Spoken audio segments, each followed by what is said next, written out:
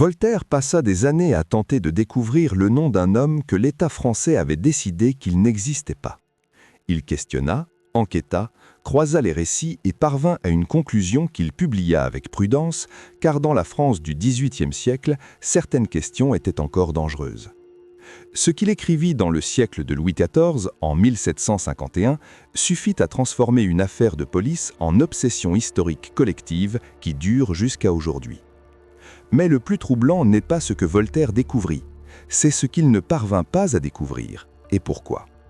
Il existe dans l'histoire une catégorie rare de mystères qui résistent au temps parce qu'ils ont été délibérément construits pour y résister. L'homme au masque de fer appartient à cette catégorie. Pendant plus de 30 ans, un homme traversa le système carcéral français sans nom, sans visage visible et sans laisser un seul document qui l'identifiât. Lorsqu'il mourut en novembre 1703 à la Bastille, la chambre où il avait vécu fut vidée. Les murs furent grattés, les carreaux furent retirés et remplacés, les meubles furent détruits. Le registre de décès portait un faux nom. Ce niveau d'effacement systématique a conduit 3 siècles de recherche historique à une conclusion inconfortable: la tentative d'éliminer complètement une identité est, en elle-même, la preuve la plus puissante que cette identité importait trop pour être révélée. La France qui produisit cette affaire était la France de Louis XIV, un roi qui gouverna pendant 72 ans et qui transforma le pouvoir absolu en architecture, littéralement avec Versailles, et en bureaucratie avec les lettres de cachet. Des ordres d'emprisonnement signés par le monarque sans nécessité de procès judiciaire, sans accusation formelle, sans possibilité de défense. Entre 1600 et 1789, on estime que plus de 150 000 de ces ordres furent émis en France. N'importe qui pouvait disparaître. Le prisonnier masqué était le cas le plus extrême d'un système qui fonctionnait avec une efficacité quotidienne. La première mention documentée du prisonnier apparaît dans une lettre de 1869 conservée dans les archives françaises et étudiée de manière approfondie par l'historien Jean-Christian Petit-Fils. L'expéditeur était François-Michel Letellier, le marquis de Louvois, ministre de la guerre de Louis XIV. Le destinataire était Bénigne d'Auvergne de Saint-Mars, gouverneur de la forteresse de Pignerol dans le Piémont, alors territoire français. Le nom du détenu à recevoir était Eustache d'Auger. Les instructions qui accompagnaient ce nom étaient disproportionnées pour n'importe quel crime ordinaire. Isolement absolu, une seule fenêtre dans la chambre, interdiction totale de contact avec quiconque hormis le geôlier et l'ordre explicite que toute tentative de communication entraînerait une mort immédiate. Louvois ajouta que si d'Auger tombait malade et avait besoin d'assistance religieuse, le prêtre devrait être maintenu sous surveillance directe durant toute l'interaction. Ce protocole mérite d'être lu attentivement, car il révèle la nature du danger que cet homme représentait. Les prisonniers politiques étaient courants, les prisonniers en isolement étaient courants, mais l'interdiction de communication étendue au confesseur lui-même, figure qui dans la France catholique du XVIIIe siècle jouissait d'un statut quasi intouchable, indique que l'État craignait non seulement ce que cet homme pourrait faire, mais ce qu'il pourrait dire. Il y avait dans cet homme un savoir qui devait mourir avec lui. Pignerol était également à cette période la prison de Nicolas Fouquet, l'ex-surintendant des finances le plus puissant de France avant que Louis XIV ne prenne le contrôle direct de l'État. Fouquet connaissait les coulisses financières et politiques de la couronne avec une profondeur qu'aucun autre homme vivant ne possédait. Il fut arrêté en 1661, dans un procès conduit personnellement par le roi et condamné à l'exil. Mais Louis XIV transforma la sentence en emprisonnement à perpétuité.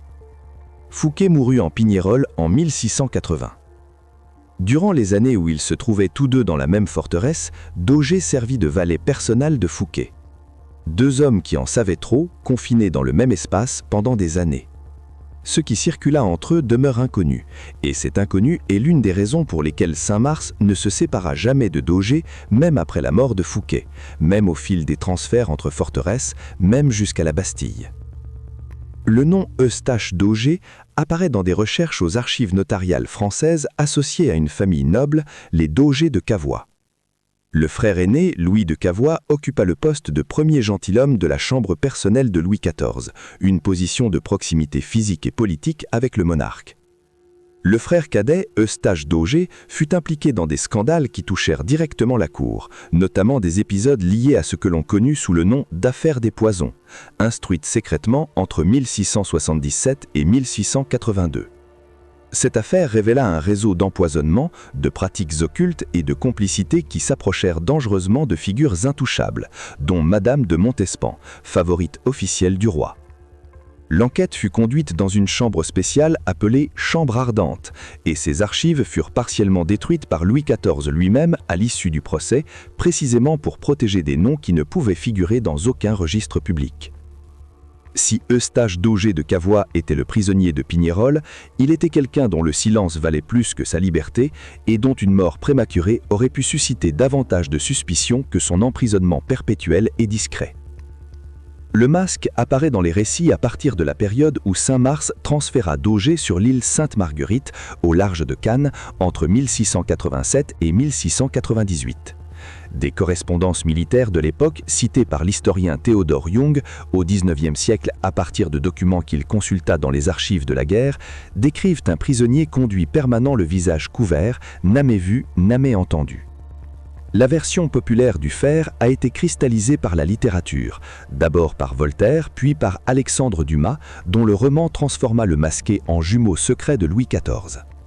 Hypothèse séduisante par sa symétrie dramatique, mais que les documents existants ne soutiennent avec bien moins de solidité que la figure de d'Auger. Le seul témoignage proche d'un récit interne sur les conditions du prisonnier à la Bastille provient des observations du médecin de prison Antonin Germain, qui nota dans des mémoires ultérieures le traitement différencié que recevait ce détenu. Des vêtements de qualité, une alimentation soignée, un accès régulier aux messes. Un confort matériel combiné à une invisibilité totale, une contradiction apparente qui prend tout son sens lorsqu'on considère que l'objectif était de maintenir cet homme vivant, stable et complètement silencieux, non pas le punir mais le contenir. Lorsque le prisonnier mourut le 19 novembre 1703, le lieutenant de police Marc-René d'Argenson consigna la procédure de nettoyage de la chambre dans un document conservé aux archives de la Bastille. La description était détaillée. Murs grattés, carreaux remplacés, barreaux changés, meubles incinérés.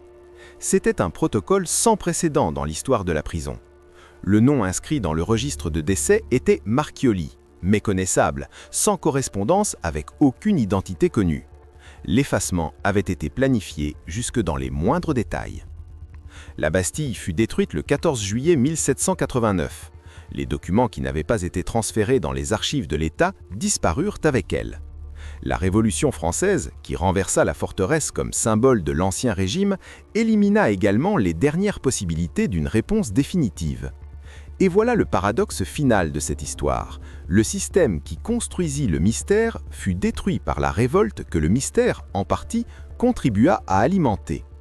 L'homme au masque de fer était, pour les révolutionnaires de 1789, le visage de toutes les victimes anonymes du pouvoir absolu, le symbole parfait de tout ce que la Bastille représentait. 3 siècles de recherche historique convergent aujourd'hui, avec prudence, vers Eustache d'Auger comme l'identité la plus compatible avec les documents existants. Mais la certitude définitive appartient à la catégorie des choses que le temps a fermées pour toujours. Ce qui demeure, c'est la structure de l'affaire. Et cette structure raconte une histoire qui va bien au-delà d'un seul prisonnier. Elle raconte comment le pouvoir absolu fonctionne lorsqu'il rencontre quelque chose qu'il craint. Il couvre, isole, efface et attend que le silence soit confondu avec l'inexistence. Mais le silence forcé porte toujours dans ses propres contours la forme exacte de ce qu'il a tenté de dissimuler. Quelle est votre théorie ?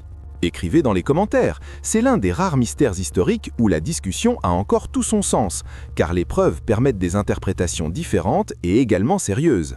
Si ce type d'investigation historique vous parle, le like aide la chaîne à continuer de produire du contenu avec ce niveau de recherche. Et l'abonnement vous garantit de ne pas manquer les prochains épisodes. Chacun explore une affaire que l'histoire officielle a racontée de façon incomplète.